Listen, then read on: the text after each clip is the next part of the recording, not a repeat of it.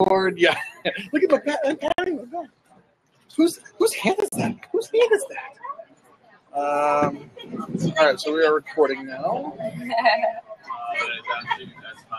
And I can say,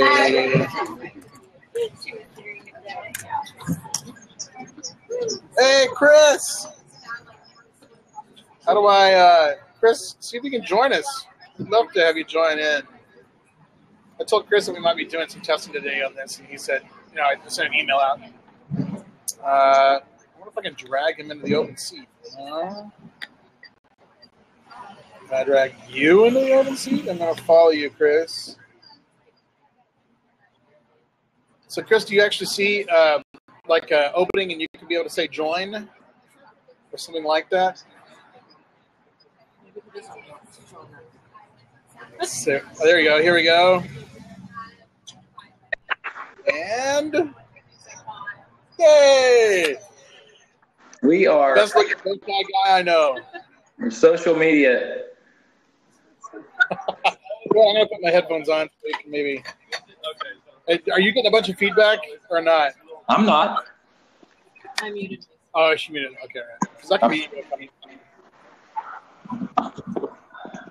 Gonna have to invest in a really cool stand or something for my phone, right? Yeah. Well, you know what?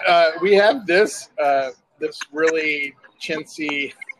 Oh yeah. Kind of a thing, and it's nice. I mean, it adjusts for the phone, but it just for my 6 Plus, it's just too big for it to really have.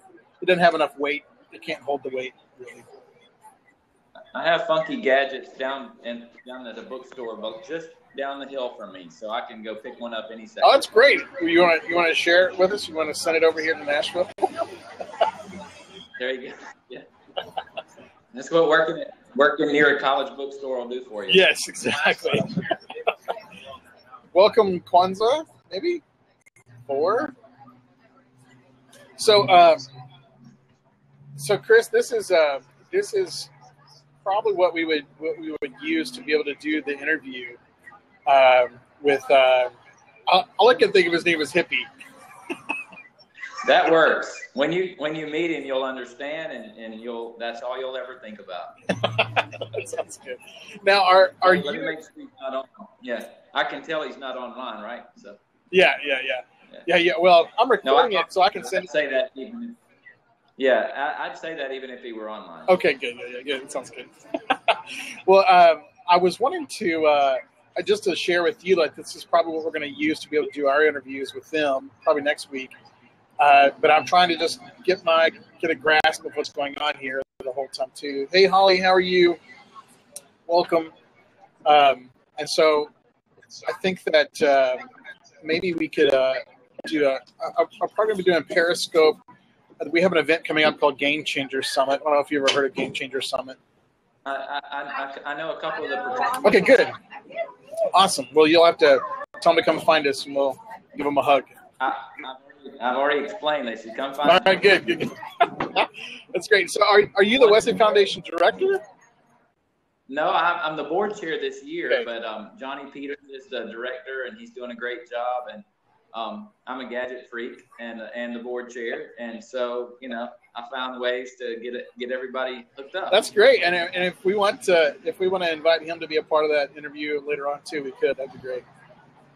Oh yeah, well when it won't be me when you'll use the director and the people who running the stuff. Sure. Yeah. Well, hopefully you'll be there and you can chat in. I'll be close. I'll be watching, or I'll jump on it. So I'll just ask you really quick. What do you think? Do you think this is a viable source of content for our nonprofits in general?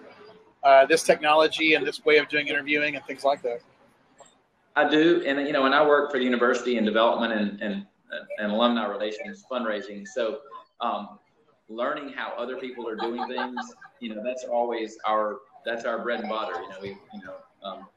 The organization that helps advise or use all of us consider best practices, is CASE. And right. And while I do know the real acronym, what it stands for, but all we refer to is that it means copy and steal everything. So that this is a great way to kind of interact really quickly with people who are trying the same thing you're trying all over the world. and what better way to be able to sit down and to have a conversation like this? Exactly. Yeah, exactly. And we're just trying to figure out, it's saying it's recording it now, but I haven't been on here long enough to know how to find that recording yet. And I just found out that it's only on Chrome, the Chrome browser right now. So you could, if you want to, actually sign up on your computer and be able to do it from there. Right. I knew that it would. I've seen other people using it through their laptop and the connection, because they have the blog mics and the podcast mics and the headsets and all that. Right. Exactly. Yeah. And that's yeah, exactly. Which would make it much better recording, much better everything else. I'm sure, but this is a lot more user friendly and just able to jump on and just try to come up with what's going on. But I really like it, and I like Periscope too. Is definitely to encourage. I see a lot of uses for churches to get involved with that, just because there's no investment of equipment, or there's much less of an investment. Right. Well, so we have another viewer, Holly. Holly, I don't know if you want to join on or not. We'd love to have you. You can just click on the button there to join. You can. Yeah, there we go. All right, here we go. Awesome. Okay. I can't promise any great looks today. Sorry, I'm actually folding laundry and watching this at the same time. It's better than TV, right? Well, that's great. I'm glad you can fold laundry. That's important. To the closet, I'm hanging clothes and watching Blab. What better day to? You guys are keeping me company. But what on this Blab, as opposed to all the other ones out there, was actually the title "Rethink Church," and Blab for church use. And I'm very active in my church in terms of the board, and we are currently rewriting our constitution and just really doing some vision work with what is going to keep church with the people, not the people in church, but church with the people. Right, sure. And so I was attracted to this Blab because I wanted to hear what you guys had to say on social media, to not to preach and get to the people who are already going to church and who want to get more of that, but to reach people that may have never gone to church, but they're spiritual people. There's a lot of seekers out there right now seeking on social media. They don't know what they're looking for. And so bringing the church to them in a way that they can understand it and that they're comfortable with. If you've never gone to church, going in and sitting in a pew and singing hymns that were written in 1820 ain't going to do it for you. You're not going to feel like accomplish anything other than feel awkward. So is that what you guys are about? Is that what I just came in the conversation? So is that what you guys are talking about here? Well, yeah, no, that's great. I'm so glad you're here, and I'm glad that you joined us. No, we actually Rethink Church is actually a piece of a ministry of the entire United Methodist Church, okay. And we are kind of the voice of that piece of the United Methodist communications that is intentionally trying to help people rethink church. I mean, obviously that's the word, but we have a multifaceted voice. We have one part of our voice is actually how do we build relationships and conversations, just like you were talking about, with people that are not a part of the church. But then also, how do we translate the ability that once we have figured out or have spent enough time in the world to be able to figure out how to communicate, then we can be able to help translate that back to the church. And so that's the two kind of faceted voice that we are within the United Methodist Church, the global United Methodist Church. And Sophia, who's right here, she's actually sitting right beside me. That's right. Yeah, she's. Yeah. I feel like the Brady Bunch. Who's where? Exactly. Yeah, it's the Brady Bunch. But and Sophia is the previous director, the previous minister of online engagement. That's my title. She's the previous minister of online engagement, and now I'm the new online engagement minister for Rethink Church. And so, and you can correct me. I mean, did I explain that well or not? Oh, Yeah, you're right. And this has been it started off as a marketing campaign for the denomination, maybe sometime around 2009, and has since developed to. Can y'all hear her? There's feedback between both of y'all. There's feedback. Feedback. All right, now try that. Yeah, Is that's that any better? Okay. So, it started out as a marketing advertising campaign, and you may remember like the Open Hearts, Open Minds, Open Doors commercials, very James Earl Jones-esque in the narration. But it's since changed to be more than just this marketing campaign, and to really recognize that there are lots of folks that we might never expect to see come to church on a Sunday morning, but they're there and they want to be a part of a community somehow, and they're seeking some sort of spiritual companions, and the church just isn't serving them well in the way that it currently exists. And so part of what we're trying to do is address what those needs are, figure out who they are and how we can best serve them, and invite them, if they want to be a part of a larger community, whether it's locally at a church in their neighborhood or somewhere online. Yeah, so many Periscopes that I see, and I'm guessing if you guys are on Blab, then you're on Periscope too, or you're at least familiar with it. And it seems like many of the most popular scopers out there are people who are talking about self-development. And the ones that are watching self-development are seekers, and they are looking for spiritual development, whether they realize it or not. They're looking for something that goes deeper than just the surface level. And so my opinion, your question is Blab a viable content resource for social media in terms of church? Absolutely. But I will tell you that as a Christian, I grew up as Disciples of Christ, which does a lot of partnerships with United Methodist. And I'm still a part of that church. But when I click Periscope and they're just Jesus, I'm like, whoa, okay, I'm gonna watch something else because you're freaking me out and I'm a Christian, So it's speaking the language of the people that are seeking, going out there and not, wearing the big sign on their forehead that says I'm a Christian, because then people are like, oh, it's a Christian, they're gonna Jesus me to death. It's talking about self-development and spirituality, and then you get to the point of where you can bring, introduce the Jesus part of the picture, and not just, slam them with it in the beginning, because it scares people off. And I'm not saying being pervasive. I'm saying look at all of the answer that I have found, and you want to know where I found those answers? Well, this is my Bible, and this is where I got the wisdom that I'm giving you. So I think it's great. I think what you guys are doing is great. Even while I fold laundry. Socks. You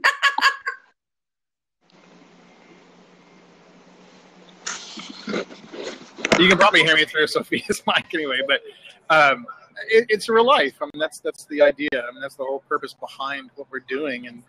And if this can be another small or large viable content for community forming, which is really the dreams that we actually have for it. I mean, that's the passion, is that we can be able to do a weekly conversation with people either randomly or actually have intentional guests come on to talk about specific issues or whatever else. And then and hopefully I can be able to take the recording, and then I can do a little bit of video editing, and then we can be able to produce that as content for our social media, other social media outlets, Facebook, Twitter, whatever else it is. And so I think this is going to be an important piece to form that kind of community and that relationship with others. I think it can be. Yeah, very much so. And Chris, I mean, you don't work for a nonprofit, I'm assuming. The university is a nonprofit, and the church. Oh, okay, yes, all right. So you can be able to. I've never worked for a profit organization. That's awesome. So, how do you think it can be able to be used in the role of the nonprofit of the university?